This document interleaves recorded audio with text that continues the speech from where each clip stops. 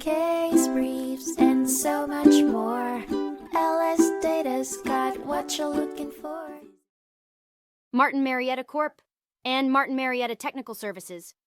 The defendants in the case argued that they were protected under the government contractor defense, which shields contractors from liability when their work is done under a federal contract, and state tort law duties conflict with those imposed by the federal contract. The court, however, denied the defendant's summary judgment motion based on this defense due to a contentious factual dispute. The plaintiffs, civil employees at the Concord Naval Weapons Station, alleged they were exposed to toxic fumes from surface-to-air missiles and canisters. They contended that these exposures caused their myriad of injuries and the looming fear of cancer. Yet they faced a snag.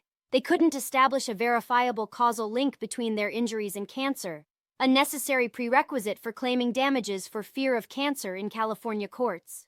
Their inability to provide expert evidence to back their claims further weakened their stance. The court, considering the factual incongruities and scientific gaps, ruled that the defendants could not be held liable. The defendants did not manufacture, design, test, or assemble the missiles or canisters, and the plaintiffs could not present any relevant evidence to establish that these canisters caused their injuries. The court partially granted and partially denied the motion for summary judgment, benefiting some plaintiffs while upholding the defense for others. In the end, the complex battle of Barron v. Martin-Marietta Corp. reflected the tussle between adherence to federal contracts and personal grievance, laying the groundwork for expected judicial complexities in the interplay of federal duty and personal trauma.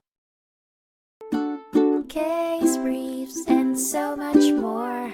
LSData's got what you're looking for. Visit lsd.law, elevate your mind.